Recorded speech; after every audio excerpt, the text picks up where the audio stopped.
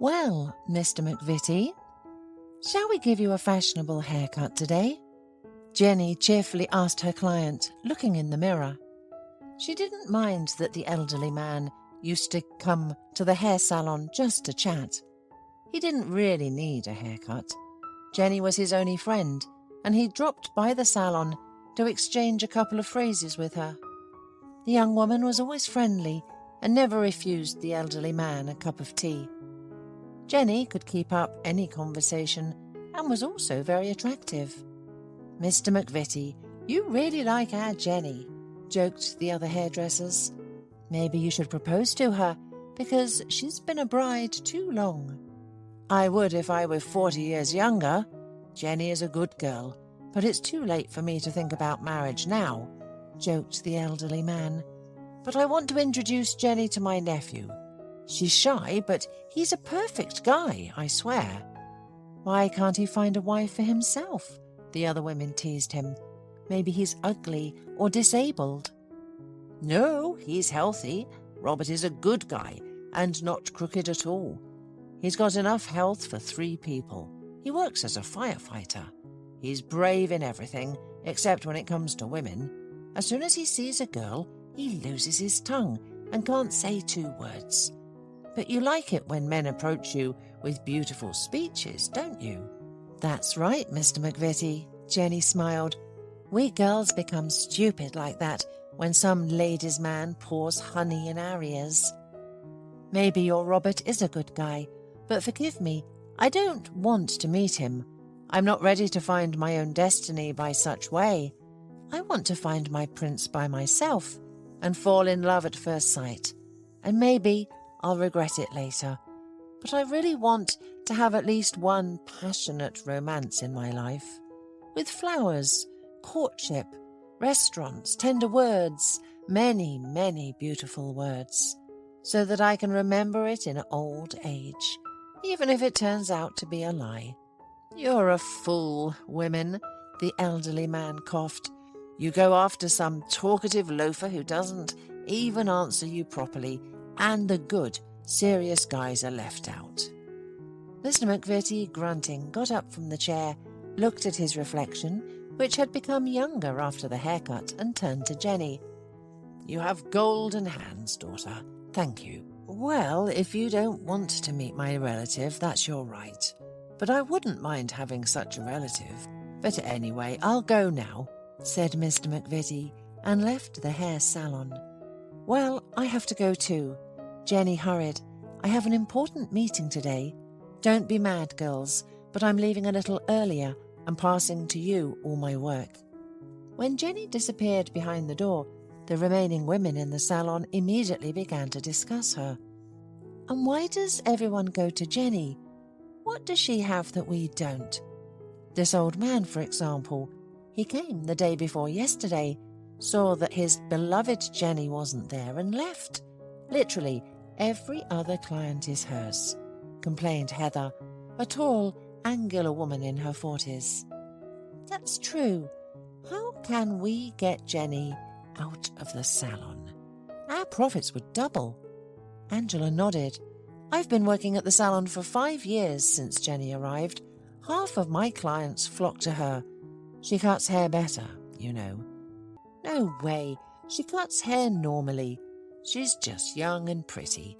The men just switch over to her." "Angela, maybe you should be more gentle with them. Maybe then they wouldn't switch over as much," giggled Heather. "Besides, you seem more like a hairdresser from a poor neighborhood. You smoke too much, and you always mutter something under your breath. Listen, I wouldn't even sit in your chair." "Oh, come on, Heather. Did you graduate from the college for noble girls or something?" While the 2 envious women talked about Jenny, the girl was hurrying to her date. She had recently met a man who unexpectedly caught her eye from the very first moment they met. Stephen made an impression as a serious and responsible person, but he wasn't a bore.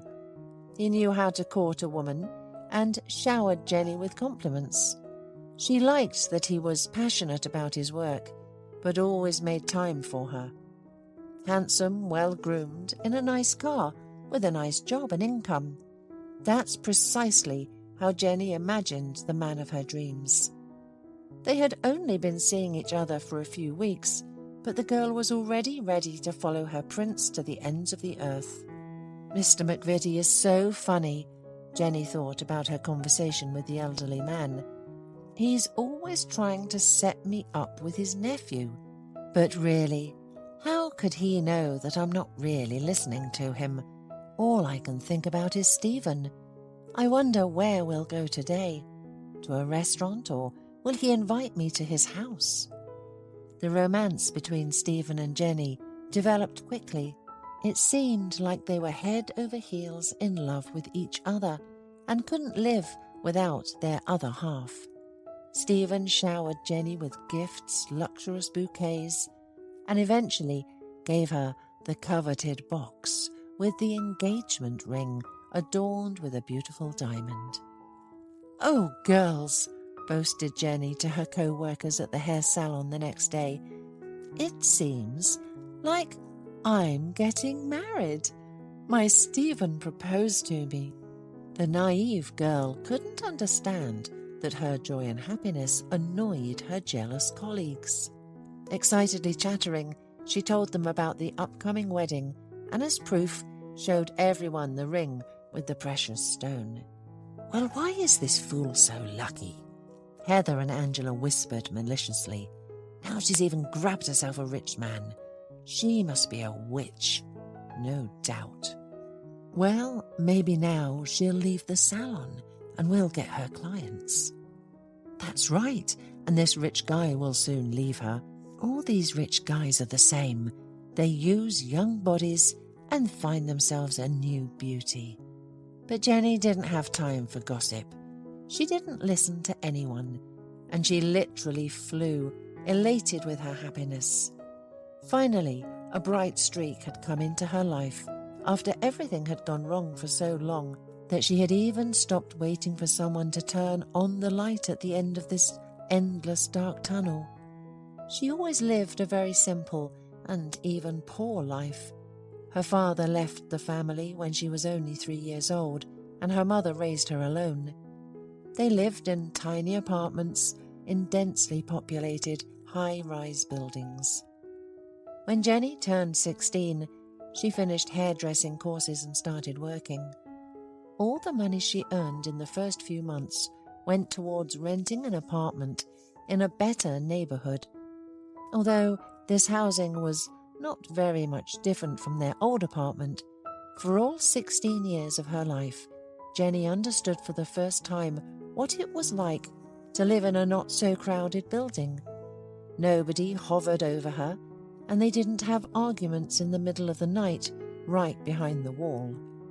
Jenny thought that now everything would work out for her and her mother. But it was not to be. Jenny's mother became ill. At first, they didn't pay any attention to her frequent indispositions, but after 6 months, doctors diagnosed her with a terrible disease, cancer, and everything went downhill again. Now Jenny worked like crazy, trying to earn something for her mother's treatment, but all to no avail. Her mother died a year later, leaving the girl completely alone. Her beloved work saved Jenny from loneliness. Jenny loved cutting people's hair. She did it with love and great enthusiasm. People felt it and always went to her with pleasure. At work, Jenny was distracted and forgot about her troubles, at least for a while. No one among outsiders could suspect that the smiling, friendly girl was sorrowful and unhappy inside. Until she met Stephen, Jenny's relationships with men somehow didn't work out. She constantly met either lazybones who did not know or did not want to provide for themselves, preferring to hang on to their parents, or guys who wanted to dominate and subjugate the freedom-loving Jenny. One of the last suitors even admitted that he had beaten his partners more than once if they couldn't please him in something. Jenny didn't wait for her turn and stopped all relations with him.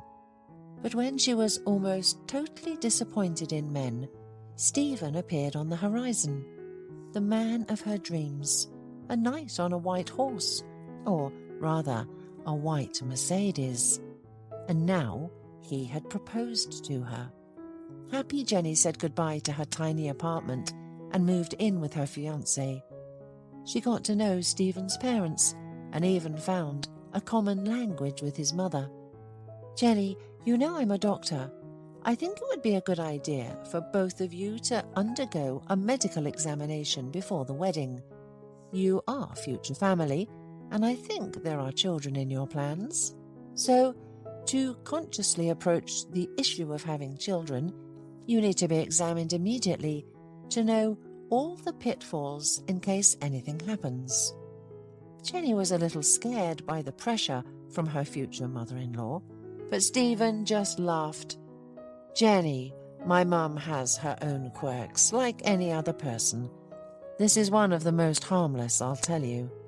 It's not a bad idea to undergo an examination, to be honest, and my mum will help us with this. She has plenty of acquaintances at the clinic.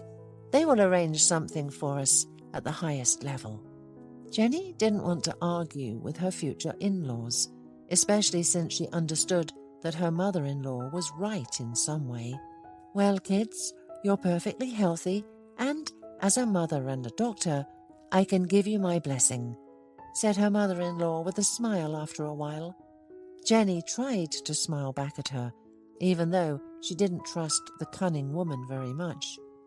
The wedding was only a week away, and the bride's thoughts were occupied with preparing for the upcoming celebration. Later that evening, Stephen was taking a shower after a long, stressful day at work, while Jenny lay in bed, scrolling through social media pages. Suddenly, Stephen's phone vibrated. Jenny accidentally glanced at the screen and saw the number and photo of a girl. Something sharp and cold pierced her heart. After hesitating for a split second, she took Stephen's phone in her hands and opened the message. "My love, I miss you. I long for your touch. I want to snuggle up to your hot body." The letters blurred before her eyes. Her hand began to tremble treacherously, and Jenny dropped the phone on the blanket. Her brain refused to understand the words she had just read. Jenny picked up the phone again and quickly looked through all the messages that had come to Stephen's phone. Who is she? Why is she writing such revealing things to my Stephen? Clearly he has something with her, or at least had. Jenny couldn't gather her thoughts. Everything she saw only spoke of one thing. Her fiancé was cheating on her with this stranger. "Oh, darling, it's heaven to take a shower after a hard day," Jenny heard behind her. She turned to the smiling fiancé, who had just come out of the shower, and tears flowed from her eyes against her will. What happened? Stephen froze in the doorway from surprise. Then he noticed his phone in Jenny's hands and fell silent abruptly. "What is this?" the girl asked quietly. "Who is this woman? Why are you writing such revealing things to each other? Why does she have a photo in your phone? Are you sleeping with her?" She expected Stephen to come up with 100 excuses and try to calm her down as quickly as possible, but the guy was silent, and the silence made everything even scarier. Jenny jumped out of bed, threw the phone in Stephen's face, grabbed the first thing she could find, and ran out of the apartment. She couldn't bear the betrayal. Not Stephen. Not him. There had been a lot of pain in her life, but she didn't expect it from him. It seemed to her that he loved her boundlessly, unconditionally, and that he would never betray her. And now her faith in him was trampled. "Mary, can I stay with you for the night?" she called her friend. "What happened? Why aren't you at home?" Mary asked, frightened. Jenny told her everything, and the enterprising friend decided that Jenny should not cry and grieve now, but urgently heal her sorrow at the nearest bar. She made up Jenny's crying face, dressed her up and dragged her to cheer up with alcoholic cocktails. Never let that goat get you down. That's all they want, to bring us to tears. Take my Henrik, for example. From the outside, everyone thinks he's such a quiet guy, but do you know how many times he's driven me crazy? If it weren't for the wine, I'd probably have gone crazy with him by now. Jenny followed her friend into the bar, nodding along, but not understanding how a couple of cocktails would help her. But a few hours later, she was joyfully singing karaoke with Mary, stumbling and giggling loudly in response to the jokes of the tipsy men who immediately started to join them. Some of them were extremely persistent, and Mary even started arguing with one of them. "I smeared all my makeup because of this drunk idiot," Mary said to Jenny. "I'm going to the restroom to fix myself up. Are you with me?" Mary was looking at Jenny questioningly, but the girl was completely drunk and just shook her head negatively. As soon as Mary left, a drunk guy approached Jenny and started hitting on her, quite rudely. "Dude, leave the girl alone. Can't you see she's not up to it?" said a tall, broad-shouldered man who looked about 5 years older than Jenny. He suddenly appeared next to the rude man. "Miss, can I escort you home? I think you've had enough fun. A little more alcohol and you'll feel even worse." The stranger carefully lifted Jenny and led her outside for some fresh air. "Let me call you a taxi. You just tell me the address before you fall asleep," the man offered. Jenny opened her mouth to give Mary's address, but when she looked at the stranger, she changed her mind. She didn't want to let him go. The man was like a magnet for her. His broad shoulders and strong arms held her so securely, and his voice was so calming that Jenny decided to stay with him tonight. "Take me to your place, please. I have nowhere to go tonight," she gathered the courage to say. She wanted to hug him and forget, even for a moment, about the humiliation she had to endure today. "I'll get even with Stephen. I'll pay him back in the same coin," thought her foggy brain. Jenny put her hands around the man's neck and kissed his lips greedily. For a split second, she felt some resistance, but then the man seemed to give in and responded with a hot kiss. The next morning, Jenny woke up in a stranger's apartment. Yesterday's stranger was sleeping next to her. "What have I done?" she thought in horror, and began to gather her things as quickly as possible. "I need to run away before he wakes up." The man was sleeping soundly, and if she were completely honest with herself, she really liked him. She felt so good with him last night, like never. If they had met under different circumstances, they might have had a beautiful romance. But now, what was he going to think of her? A frivolous girl who spends her evenings in bars and her nights with the first stranger she meets. Jenny was burning with shame.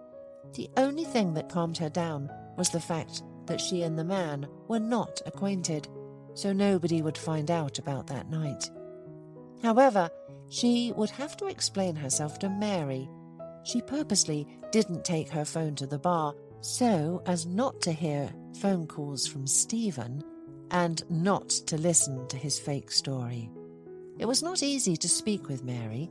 The poor girl was very anxious when she didn't find Jenny in the bar. After questioning those present, she found out that Jenny had left with a man in a taxi. She was about to report her friend missing to the police when Jenny appeared at her doorstep. There were indeed about a dozen calls from Stephen and several SMSs on Jenny's phone.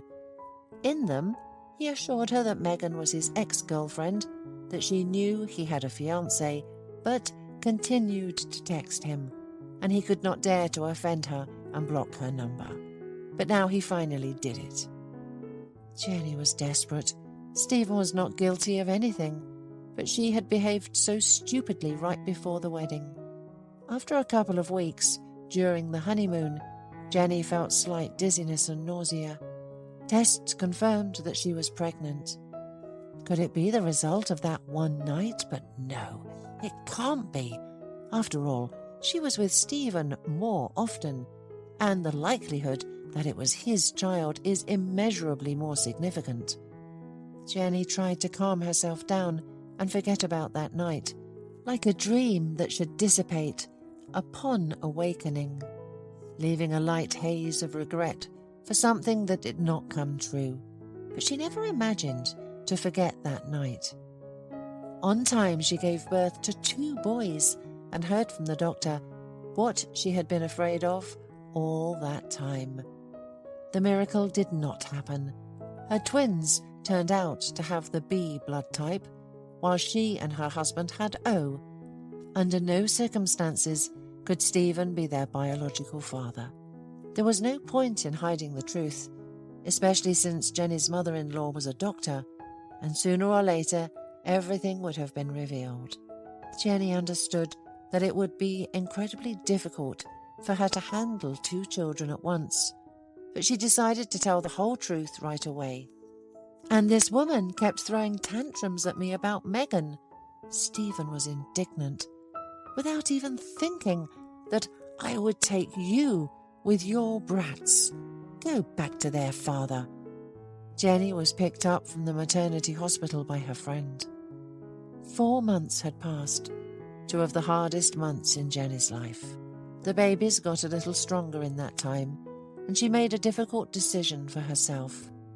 After placing them in daycare, she returned to work, bringing joy to her clients and disappointment to her colleagues. One of the first people to greet her was Mr. McVitie. "Jenny, how I missed you. How are your kids? How are you, my dear? I'm certainly happy to see you, but why did you go back to work so early?" "Well, there's not much to tell, Mr. McVitie. Good things are scarce. I split up with my husband." "What are you saying? How could this happen? What a scoundrel he turned out to be." No, he's not to blame for anything. It just happened. In general, this story is not interesting to anyone for long, but thank God my little ones are alive and healthy. Well, that's the most important thing, Jenny, that the children are healthy and growing up without getting sick. It's hard for you, I understand. It's good they enrolled them in daycare. Yes, of course, it would have been better later, but there was no other way. I'm alone. Well, that's fixable. You'll find a good person, believe me. And you're not alone. You have so many grateful clients. You're like family to us. Here's what I propose. I'll organise a fan club for Jenny, the hairdresser, and her sons. Am I a movie star to you, Mr. McVitie? Jenny laughed, probably for the first time in many, many days. For some reason, these words of the old man made her feel light-hearted. How is a mother of twins not a star?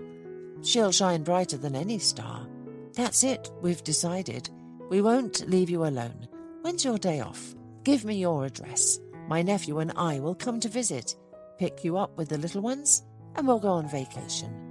Come visit us this Sunday. Robert, my nephew, will make a barbecue. We'll eat, chat, and maybe even go to the countryside. Do you know what kind of car Robert has? A Jeep. Your whole big family will fit in it. Mr. McVitie, are you at it again? Why are you deciding everything for your Robert?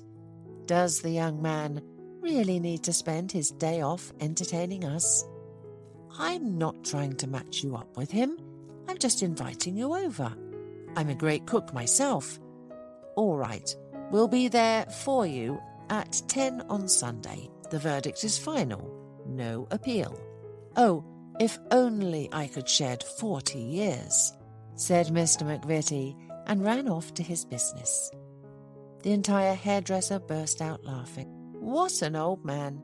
Look, Jenny, If his nephew takes after him, don't let him go. But where am I supposed to go now with my kids? Jenny waved her hand. However, Jenny put on her best dress on Sunday morning and dressed her little ones in cute outfits. Just in time, the doorbell rang. Jenny hurried to open the door and almost fainted. Next to Mr. McVitie was the man from her dreams, the man with whom she had spent that magical, sweet night that gave her sons. "Is it you?" Jenny and Robert said this short phrase at the same time. "I don't understand anything. So you know each other?" Mr. McVitie was surprised. "Well, it turns out that we have already met," muttered Robert. Jenny began to tremble with a small, nervous shake. It was impossible to believe, but the father of her children was the nephew that Mr. McVitie had long dreamed of introducing to Jenny.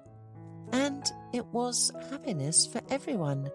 Now her boys would not grow up without a father, and their young mother would not bite her tear-stained pillow at night. After all this, who can deny destiny? Hola, suscríbete a Historias Vitales para no perderte nuevas historias. Mi esposa había estado trabajando en su proyecto especial durante 4 meses ahora. No era su proyecto personal, pero ella era la persona principal y responsable de su éxito. El proyecto estaba diseñado para salvar a su empresa, Bixler Enterprises. Los últimos 4 meses habían sido difíciles porque se vio obligada a trabajar duro. Era importante tanto para ella como para la empresa. Había una buena posibilidad de que Bixler Enterprises quebrara si el proyecto no se completaba. Sarah tenía una licenciatura de Albrecht y un MBA de Wharton. Era la más inteligente de la familia. Yo empecé a trabajar como mecánico de autos justo después de la secundaria y después de 21 años seguía siendo mecánico de autos. No me importaba porque me gustaba el trabajo y pagaba bien. Era suficiente para pagar la universidad de Sarah y criar a 2 hijos. No vivíamos lujosamente, pero estábamos bien. Los niños ya se habían mudado, y las cosas iban bastante bien con nuestros ingresos. Sarah quedó embarazada 3 meses después de casarnos a la edad de 18 años. Durante los primeros años de nuestro matrimonio, vivimos con mis padres. Ellos tenían una gran casa vacía ya que 4 de mis hermanos se habían mudado. Eso significaba que teníamos una niñera mientras Sarah completaba sus primeros años de universidad. Debido a 2 embarazos, la carrera de 4 años le llevó 6 años completarla. Fue difícil, pero lo logró. Siempre tuve trabajo y nunca me faltó trabajo extra si lo necesitaba. Después de que Sarah se graduó de Wharton, alquilamos nuestro propio lugar. Tuvo ofertas de trabajo de varias empresas grandes, pero todas requerían que nos mudáramos. A mí no me importaba, pero Sarah quería quedarse cerca de casa. Por eso decidió trabajar en Bixler Enterprises.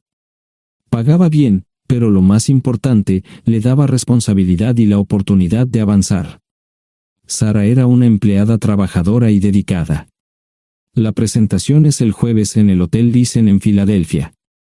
Tomé unos días libres en el trabajo para ayudarla según fuera necesario. Al final, todo lo que logré fue hacerle algo de comer cuando llegaba a casa.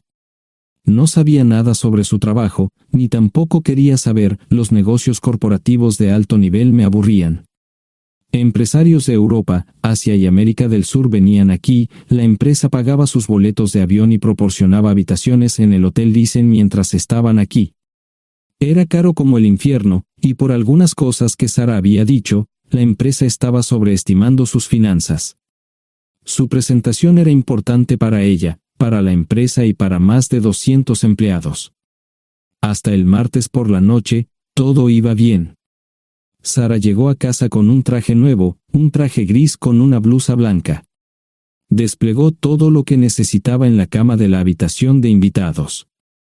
Cuando se trataba de la limpieza de la casa, ella era normal, pero cuando se trataba del trabajo, era meticulosa. No entendía por qué necesitaba sacar su ropa interior de lujo, pero no dije nada. Además de su traje para la presentación, tenía varios vestidos de cóctel lindos para eventos sociales antes y después del evento. Siempre había evitado tales eventos, pero me sentía obligado a ir con ella si ella quería que lo hiciera. Me agradeció la oferta, pero dijo que no era necesario. Todos los materiales y equipos que necesitaba estaban guardados ordenadamente en el maletero de su Volvo. Antes de salir del trabajo, ella misma conducía el coche para asegurarse de que todo estuviera en perfectas condiciones. Tenía todo el día miércoles para prepararse y toda la noche del miércoles para socializar con sus invitados. Sara era tan buena en lo que hacía que sentía que habría sido mejor si simplemente me hubiera mantenido alejado de ella.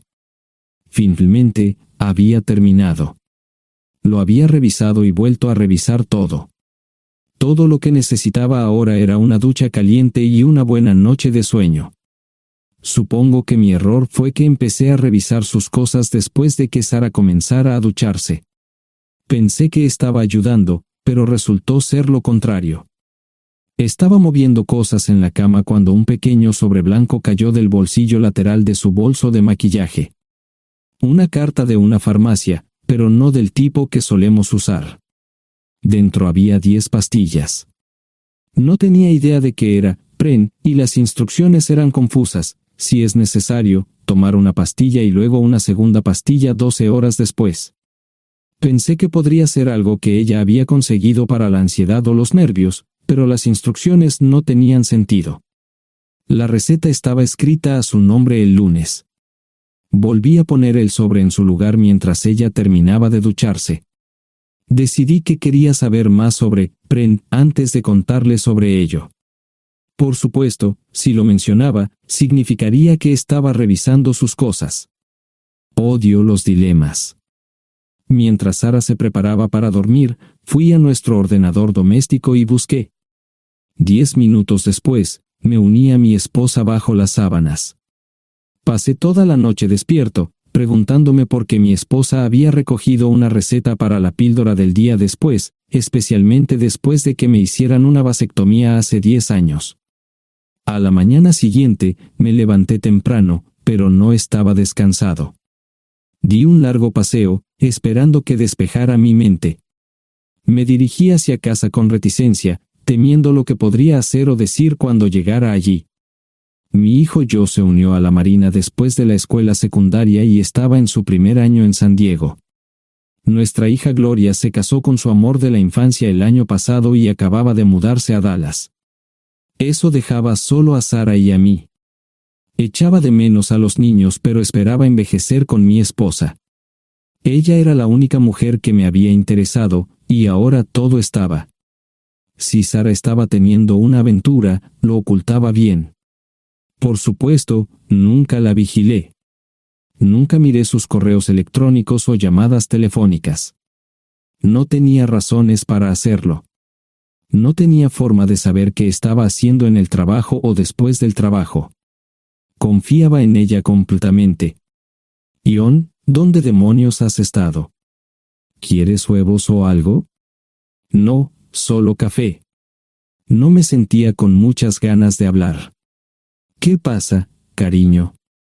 Solo son 3 días.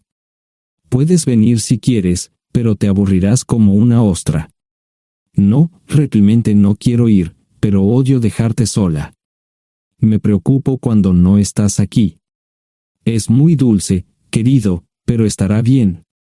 No voy a salir del hotel en todo este tiempo. Pasaré la mayor parte del día asegurándome de que la sala de conferencias esté lista, y esta noche tendré una agradable charla con nuestros posibles clientes. Mañana, probablemente ni siquiera tendré la oportunidad de ir al baño. Llegaré a casa lo más temprano posible el viernes, te prometo un gran fin de semana si sabes a lo que me refiero. Todo eso suena bien, pero no puedes culparme por preocuparme. Soy un mecánico de autos, y tengo una esposa hermosa y exitosa. A veces tengo la sensación de que estás menos interesada en mejorar nuestra situación familiar que en avanzar en tu carrera. Detente, maldita sea, Ion. Siempre he respetado lo que haces para ganarte la vida y nunca he insinuado lo contrario. Criaste a 2 grandes niños y me pusiste a través de la universidad. Eres un gran esposo, un gran padre y un buen proveedor, y nunca olvides eso. Terminé mi café mientras ella recogía la mesa. ¿Quieres que te llame? No, no es una buena idea. Tendré el móvil apagado, y voy a apagar el teléfono de la habitación por la noche para poder dormir. Te llamaré siempre que pueda. La ayudé a cargar el coche, era tan meticulosa con eso como con todo lo demás. Trabajando, le llevaría 3 horas llegar al Hotel Lysen. Me quedé en el porche y la vi marcharse. No me molesté en preguntarle por las pastillas. Pasé el resto de la mañana en el porche. No recuerdo haberme preocupado tanto como ahora. Me sentía pequeño e insignificante. Me sentía fuera de mi liga. Era un tipo de pueblo con un trabajo mediocre y una esposa exitosa. Era una combinación equivocada. Debería haberlo notado antes. Me sentía estúpido. El mejor traje que tenía era una chaqueta azul y un par de pantalones. Al menos tenía algunas corbatas, aunque tenían 10 años de antigüedad. Acababa de terminar de vestirme cuando sonó el teléfono fijo. Oye, cariño, solo quería avisarte de que llegué bien. ¿Tuviste un buen viaje? Supongo que el tráfico no estaba demasiado denso. Estuvo bien. Te llamaré esta noche. Ahora tengo que irme. Estoy en la habitación 714, Sara. Puedo estar en casa de mis padres o en la de mis hermanos esta noche si quieres llamarme a mi móvil. De acuerdo. Suena el teléfono móvil. Te quiero, tengo que irme. Me tomé mi tiempo para llegar a Filadelfia. No fui directo al Lysen, primero me detuve y compré un filete con queso. Prometí hacer una larga noche. No estaba seguro de qué iba a hacer. Estacioné en el garaje del hotel y simplemente esperé. Tarde o temprano, tenía que entrar en el hotel. Simplemente no podía decidir cuándo hacerlo. El sonido de mi teléfono celular me ayudó a tomar mi decisión. Ion, solo quería avisarte de que todo se ha arreglado. Ahora voy a bajar para encontrarme con algunas personas y cenar. No olvidaste nada, ¿verdad? No, todo está bien. Tengo todo en mi habitación para mañana. ¿Necesitas algo? No, Ion, relájate. Voy a apagar mi teléfono. Te llamaré mañana por la mañana. ¿De acuerdo? Ríe, diviértete. No es divertido, Ion, es trabajo. No parecía estar demasiado fuera de lugar. El vestíbulo, el restaurante y las salas de conferencias estaban llenos de gente, así que pude pasar desapercibido. Había un folleto pequeño y bonito que mostraba el diseño de todas las habitaciones del hotel. Me paseé por las diferentes habitaciones y me detuve en las paredes, mirando alrededor entre la multitud. No tenía ni idea de qué haría si Sara me veía. Lo averiguaría si y cuando eso sucediera. Encontré un tablero de eventos que enumeraba todas las habitaciones que estaban siendo utilizadas por los diversos grupos. Bixler Enterprises no tenía habitaciones disponibles para el miércoles por la noche. Esto me pareció interesante. Sara había dicho que no iba a salir del hotel, pero ahora no estaba tan seguro de eso. Había 3 comedores, familiar, informal y de alta cocina. A Sara no le gustaba mucho cenar con niños, así que fui primero al comedor informal. Solo me llevó 5 minutos asegurarme de que no estaba allí. Tuve mejor suerte en el salón gourmet, era una acogedora mesita encajada en la esquina, el tipo de mesa que la gente reserva para tener un encuentro privado. Sara llevaba un vestido de cóctel negro con un escote pronunciado y perlas, se veía elegante y su acompañante parecía apreciarlo.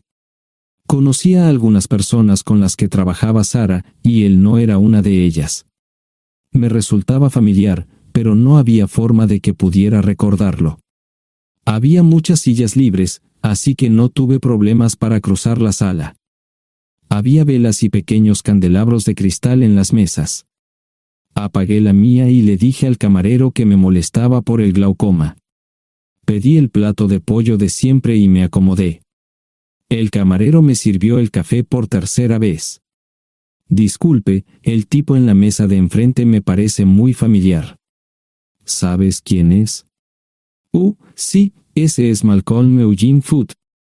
Es miembro del Consejo Municipal, se espera que se postule para el Congreso en los próximos años. ¿Es esa su esposa con él? Es muy bonita. No, esta es la primera vez que la veo. Siempre usa esa mesa para señoras especiales, si me entiende. Simplemente le sonreí y pedí la cuenta. Nunca había visto a Sara tan sensual con un hombre antes. Parecía captar cada palabra que decía, como si fuera Dios o algo así. No estaban haciendo nada inapropiado, pero tampoco era platónico ni profesional. Cuando me fui, estaban terminando su segunda botella de vino. Ahora entendía por qué se había llevado su lencería elegante. Me acomodé en una esquina del vestíbulo para que no me vieran.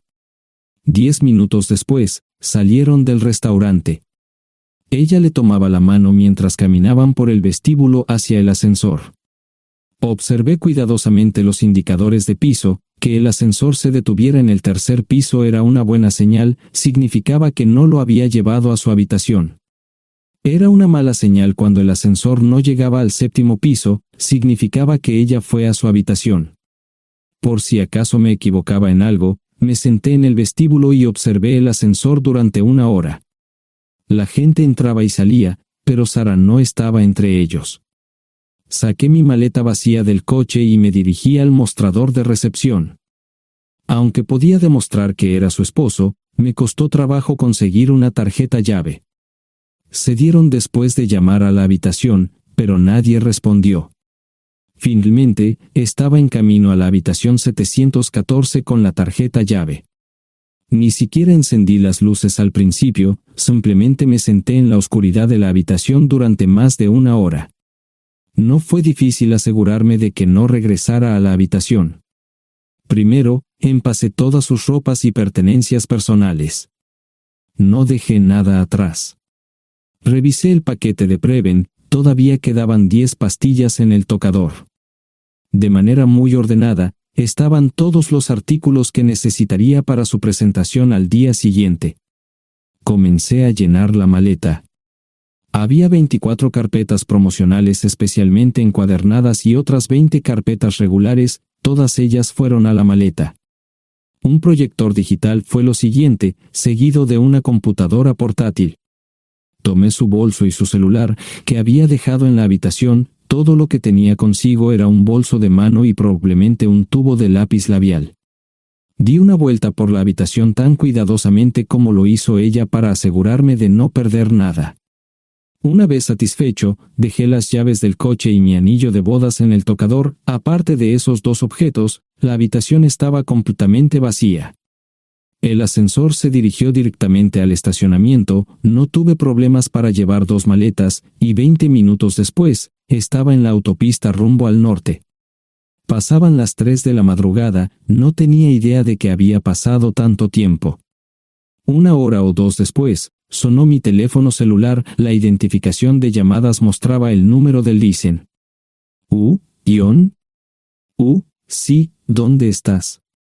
Estaré en casa pronto. Eso fue todo lo que dije. Hubo silencio en el otro extremo de la línea. Los vendedores tienen un viejo dicho, el primero que habla pierde.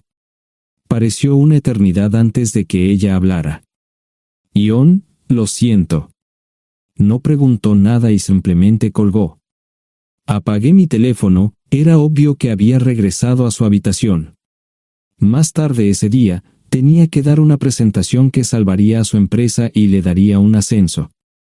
Metí las maletas en el desván del garaje. Sara nunca iba allí y nunca pensó en buscar algo allí. Por supuesto, en este punto, estoy bastante seguro de que no importaba. Primero, recogí todas mis ropas y pertenencias personales. La mayoría de los hombres tienen sus propias herramientas, generalmente es un requisito para el trabajo. Pasé por la tienda, cargué las mías en el Subaru y recogí mi último cheque de pago. Para entonces, los bancos ya estaban abiertos, no tuve que hacer ninguna manipulación financiera complicada. Simplemente retiré todo el dinero de mis cuentas. Almorcé en Hagerstown, Maryland. Tenía suficiente dinero para vivir durante unos años, pero sabía que estaría buscando trabajo muy pronto. Sara y yo éramos parecidos en eso de que a ambos nos encantaba trabajar. La voy a extrañar. Pasé un par de horas en las cuevas del Uray y alquilé una habitación cerca de Whitewell. No tenía idea de qué iba a hacer. Era sábado, y me encontré sentado en el acuario de Chattanooga, observando la naturaleza que nunca había visto antes. Pasé unas horas simplemente relajándome y decidí que era un buen lugar para estar. Compré un pase anual para el acuario y, para la hora de la cena, tenía un lugar donde quedarme. Era un remolque móvil en el parque, pero estaba amueblado y era económico. No necesitaba mucho. La primera cosa que haría el lunes por la mañana sería conseguir un trabajo. Un buen hombre de mantenimiento siempre puede conseguir un trabajo, especialmente si está dispuesto a trabajar duro. Podría permanecer discreto hasta que fuera el momento de renovar mi licencia de conducir o las etiquetas del coche, me preocuparé por eso cuando llegue el momento. El domingo por la tarde, llamé a Gloria. Me sentí obligado a informarle sobre lo que estaba sucediendo, pero Sara ya se lo había contado. Fue bastante franca con Gloria sobre lo que había pasado, dijo que había engañado, que la sorprendí, que me fui y que ella perdió su trabajo.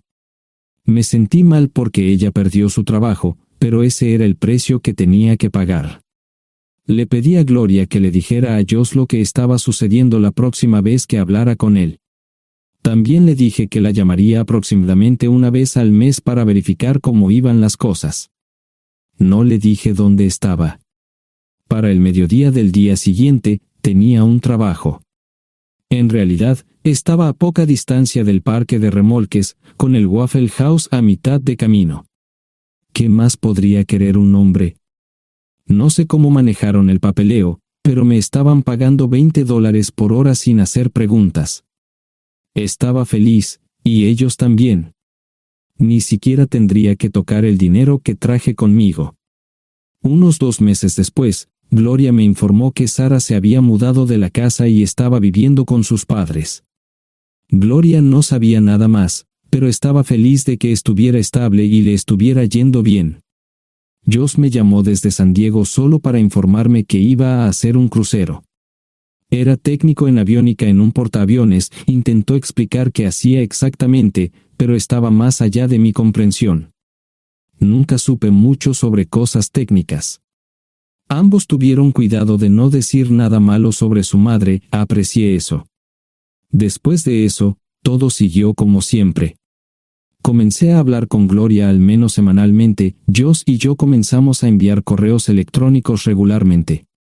Gloria hablaba regularmente con Sara, pero decía muy poco sobre lo que estaba haciendo o dónde estaba.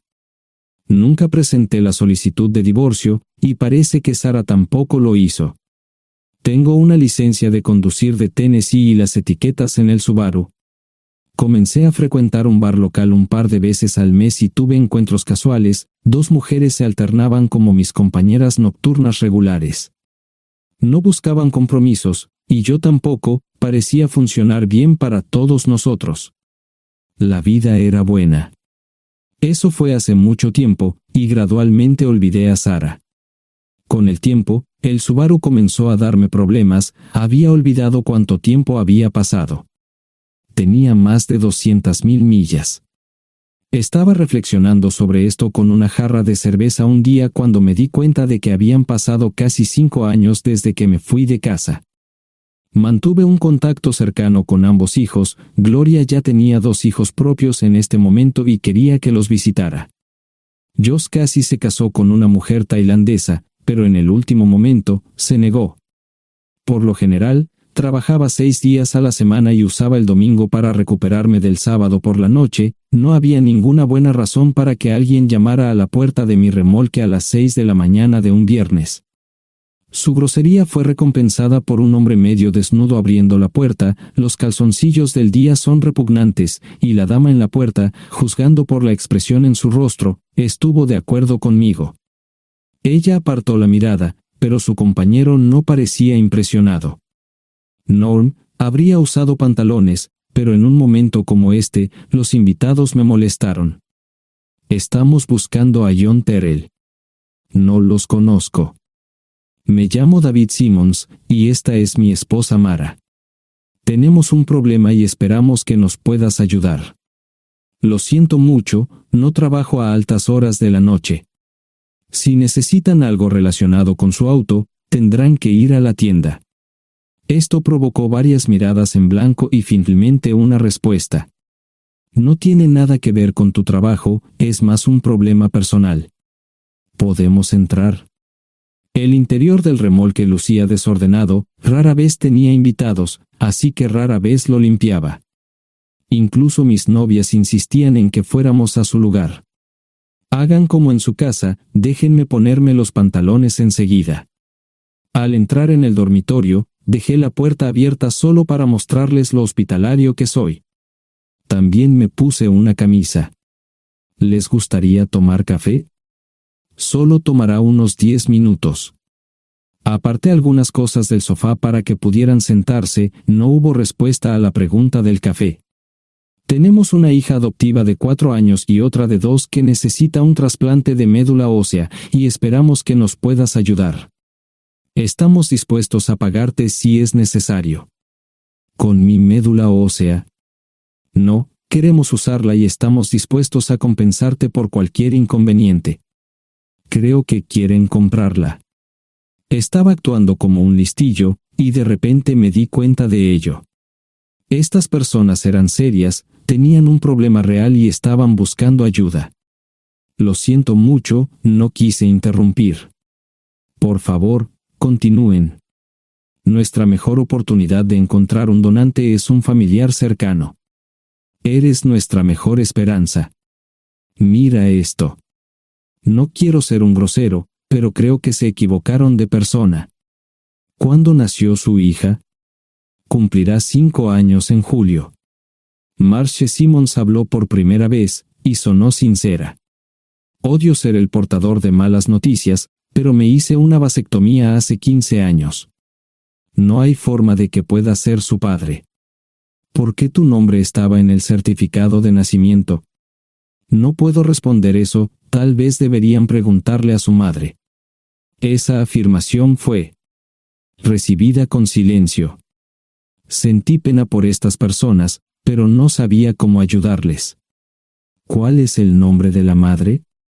Sarah Lise Terrell. No encontraba las palabras. Tal vez no debería haber tomado esas malditas pastillas de ella, por supuesto, entonces esas personas no tendrían una hija en absoluto. Todo lo que pensaba que había superado el dolor, y aquí está de nuevo, viejos recuerdos de mi esposa teniendo relaciones sexuales con ese maldito político de Filadelfia. Estaba empezando a olvidarlo todo, y ahora estaba de vuelta. Maldita sea. Ahora entiendo y pido disculpas por mi grosería e insensibilidad. Haré todo lo que esté en mi poder para ayudarles. En primer lugar, porque no puede Sara hacerse un trasplante de médula ósea. Médicamente, no puede. ¿Por qué no? Es madre, tiene que ser una donante adecuada. Oh, ella es una donante adecuada, pero está demasiado enferma.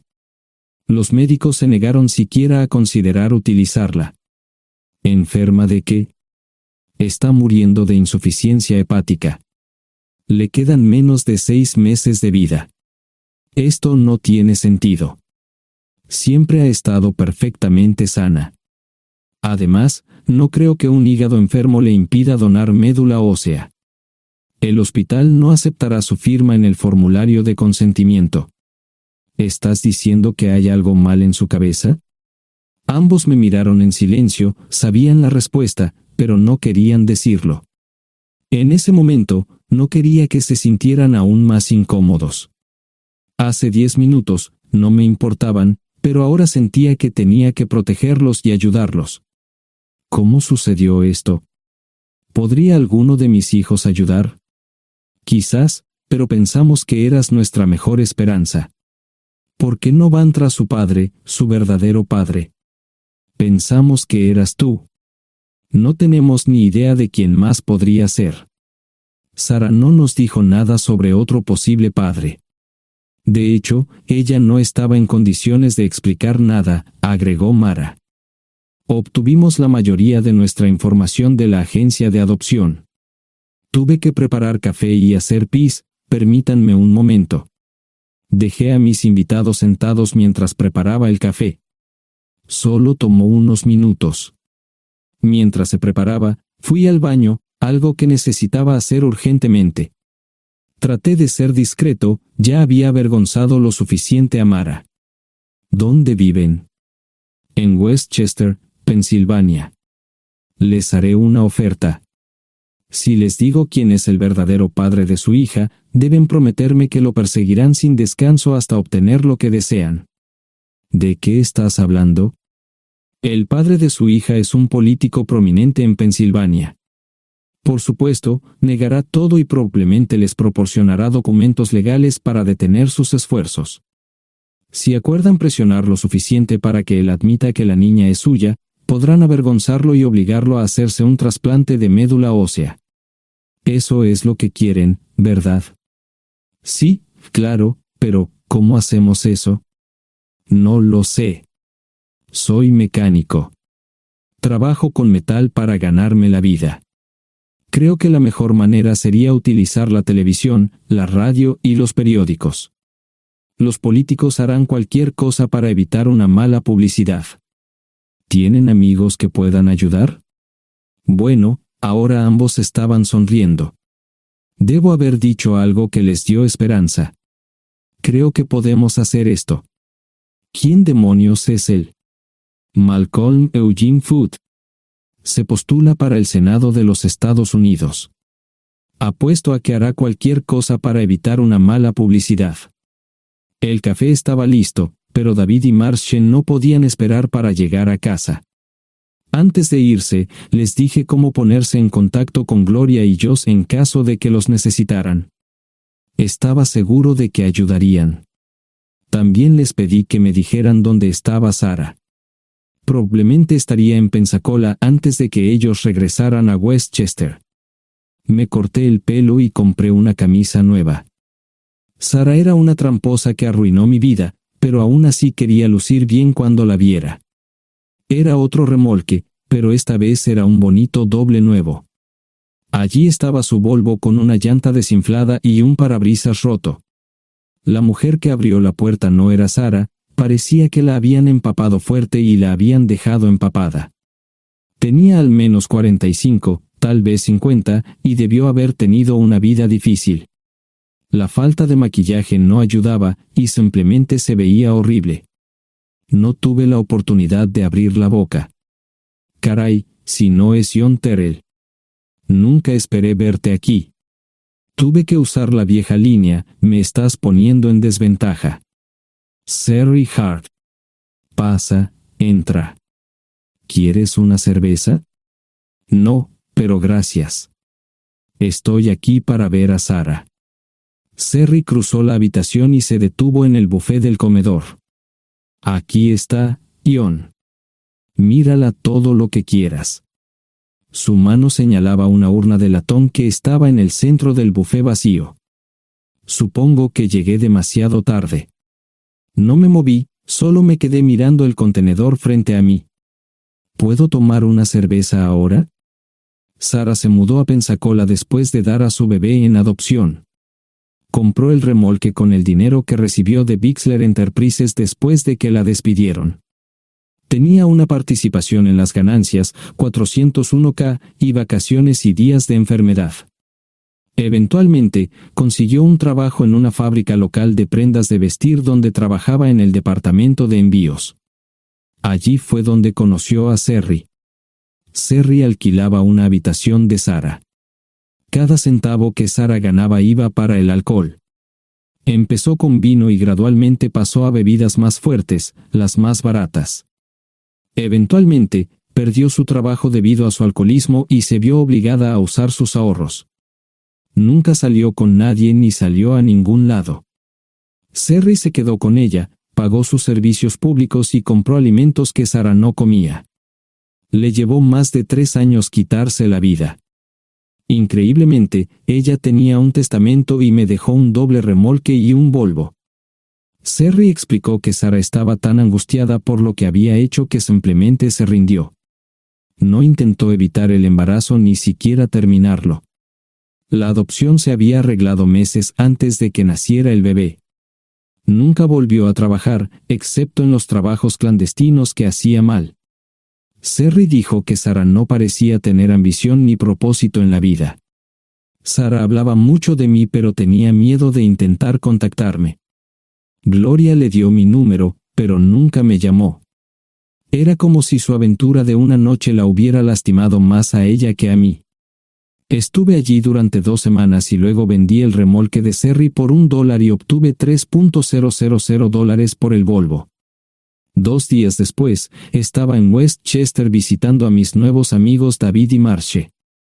Malcolm Eugene Foot resistió al principio, pero David y Marche lo presionaron hasta que cedió. Insistió en pruebas de ADN, que demostraron que era el padre. Para salvar la cara, más o menos lo obligaron a someterse a un trasplante de médula ósea, que fue exitoso. La carrera política y la vida familiar de Malcolm no dejaron una impresión favorable. Su caída en las encuestas fue tan rápida que el partido lo reemplazó por otro candidato unos meses antes de las elecciones. Su esposa solicitó el divorcio y fue muy pública al respecto. Sara y yo estamos viajando ahora a Dallas para ver a Gloria y a mis nietos. No sé cuánto tiempo mantendré a Sara conmigo, probablemente hasta que tenga a alguien.